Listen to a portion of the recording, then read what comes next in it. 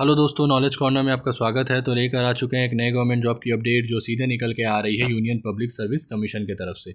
जी हाँ दोस्तों, यूपीएससी के तरफ से additional government advocate, department of legal affairs, ministry of law and justice और भी अलग अलग वैकेंसी निकाली गई है। तो चलिए आगे इस वीडियो में जान लेते हैं इस वैकेंसी से रिलेटेड हर एक इंपॉर्टेंट डिटेल्स जो आपके लिए जानना बेहद ज़रूरी है।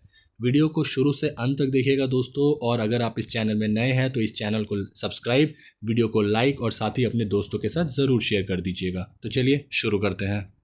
तो सबसे पहले जान लेते हैं इसकी ऑर्गेनाइजेशन की डिटेल्स। तो यहाँ पर आप देख सकते हैं पोस्ट नेम दिया गया है advocate, legal adviser, lecturer, medical officer, account officer, assistant director.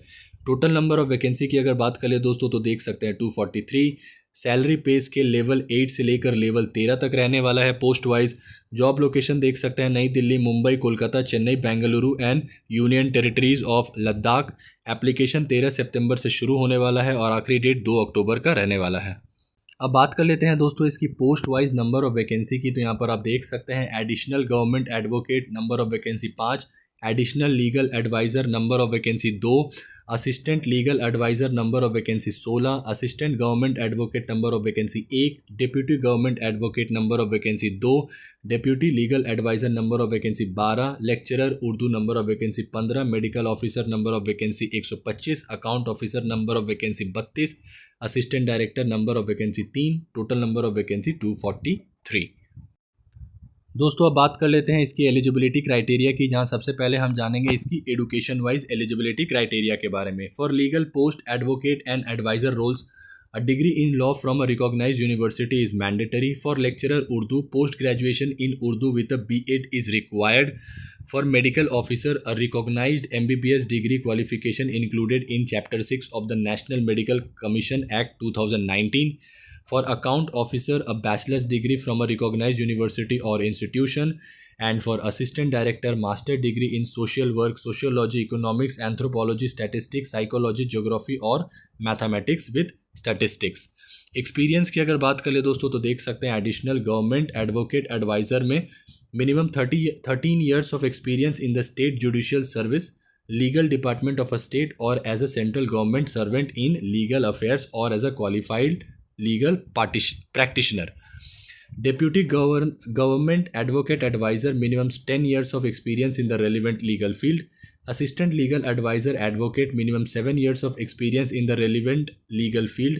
Assistant director 3 years of experience conducting surveys or research in social welfare including data analysis and report preparation.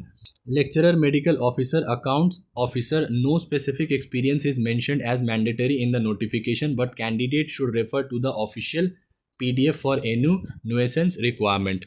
Age limit की अगर बात कर ले दोस्तों तो देख सकते हैं सबसे पहले additional deputy government advocate adviser up to 50 years for unreserved, assistant legal adviser advocate up to 40 years for unreserved, lecturer Urdu up to 40 years for EWS, 45 for ST, medical officer up to 40 years for unreserved EWS, account officer up to 35 years for unreserved EWS, assistant director up to 35 years for unreserved.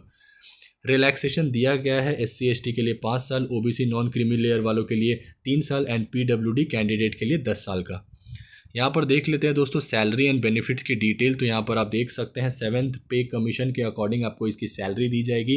Range देख सकते हैं पे level 13 के हिसाब से salary बनेगी दोस्तों 1,23,100 से लेकर 2,15,900 तक की आपकी सैलरी होने वाली है। साथ ही आपकी एक्स्ट्रा अलाउंसेस जो दी जाती है DA, HRA, house leave concession वगैरह, आपको नेशनल पेंशन स्कीम के तहत आपको जोड़ा जाएगा, मेडिकल फैसिलिटी दी जाएगी, ग्रेट्युटी वगैरह सारी आपको दी जाएगी जो भी अलाउंसेस सेंट्रल गवर्नमेंट के जॉब में बनती है। बात कर लेते हैं इसकी सिलेक्शन प्रोसेस की। तो यहाँ पर आप देख सकते हैं सबसे पहले Tier 1 recruitment test. In case where a large number of applications are received, the UPSC may conduct a recruitment test to screen candidate. The test is usually a computer-based test. The pattern generally include multiple choice question from subject relevant to the post. There might be negative marking for wrong answer. Might भी दिया गया है, exact अभी तक पता नहीं है. So it's important to be accurate. The weightage for the test and interview is typically 3:1 का रेशियो, यानी 75:25 का रेशियो में आपका मेरिट बनेगा। Tier 2 जो कि इंटरव्यू का रहने वाला है, Shortlisted candidate either through the recruitment test or based on their qualification and experience will be called for a personal interview. The interview panel assess your personality, subject knowledge and suitability for the role.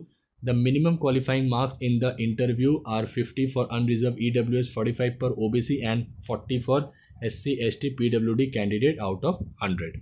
बात कर लेते हैं इसकी important dates की। तो यहाँ पर आप देख सकते हैं इसका ऑनलाइन एप्लीकेशन 13 सितंबर 2025 से शुरू हो चुका है, जिसका आखिरी डेट 2 अक्टूबर 2025 का दिया गया है।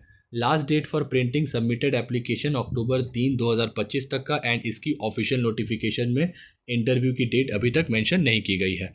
एप्लीकेशन फ़ी की अगर बात करें दोस्तों तो देख सकते हैं general OBC EWS male candidate ₹25, SC ST PWD women candidate के लिए ₹1 चार्ज नहीं किया जाएगा। तो ये रही दोस्तों इस वैकेंसी से रिलेटेड हर एक इंपॉर्टेंट डिटेल्स जो आपके लिए जानना बेहद ज़रूरी था। जो भी इसके ऑफिशियल नोटिफिकेशन में इंपॉर्टेंट डिटेल्स दी गई थी वो सारी मैंने 1 बाय 1 कवर कर ली है। फिर भी अगर आपको कोई फर्दर डाउट हो दोस्तों तो मुझसे कमेंट बॉक्स में पूछ सकते हैं, या फिर डिस्क्रिप्शन में मैं आपको इसका लिंक प्रोवाइड कर दूंगा, वहाँ से भी जाके गो थ्रू कर सकते हैं। स्क्रीन पे आपको इसकी ऑफिशियल वेबसाइट भी दिख रही होगी दोस्तों, अगर आप चाहें तो यहाँ से भी जाके गो थ्रू कर सकते हैं। नॉलेज कॉर्नर की तरफ से अगर आपको ये इन्फॉर्मेशन पसंद आई होगी दोस्तों तो वीडियो को लाइक, चैनल को सब्सक्राइब, साथ ही अपने दोस्तों के साथ ज़रूर शेयर करें। मिलते हैं एक नए गवर्नमेंट जॉब की अपडेट के साथ, तब तक के लिए अपना ख्याल रखें। जय हिंद।